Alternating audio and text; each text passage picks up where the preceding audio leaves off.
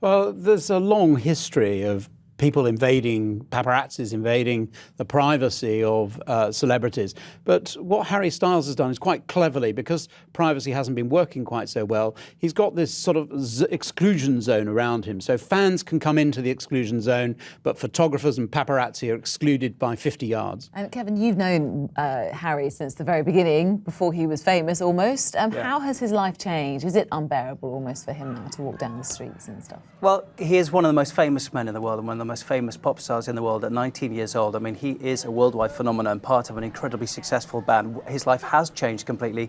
And of course, a picture of Harry Styles, any story about Harry Styles, sells magazines, sells copy. And of course, every publication wants a story and a photo of Harry. So he's got this exclusion zone, Mark. Sounds good in principle, on paper, but practically, will it work? What do you think?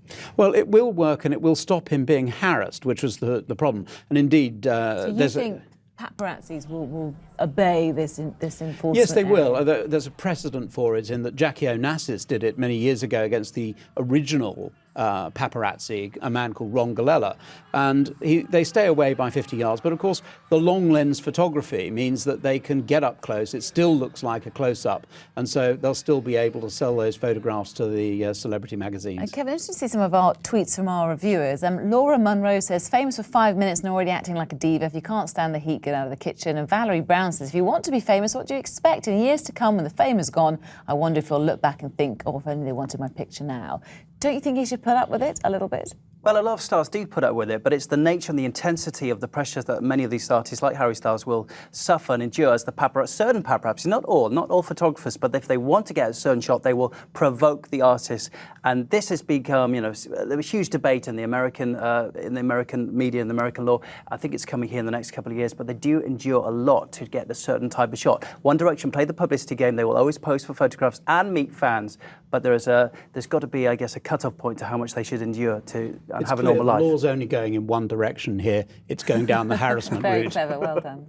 One Direction route.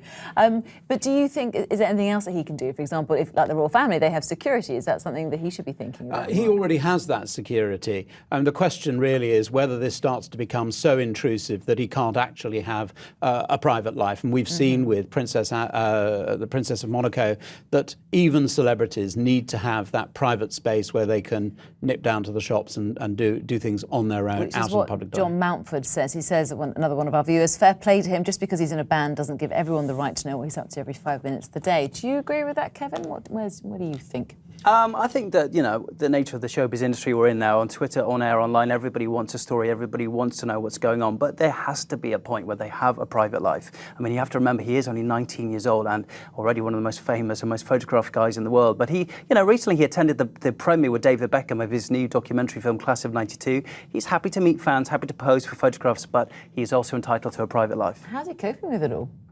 He's coping very well, actually. He's still the same Harry I remember in meeting in 2010. Will that change, do you think? I think time will tell, but I think actually with him and with Harry, I think he's a very grounded guy, and I think he's got a long-term career ahead of him.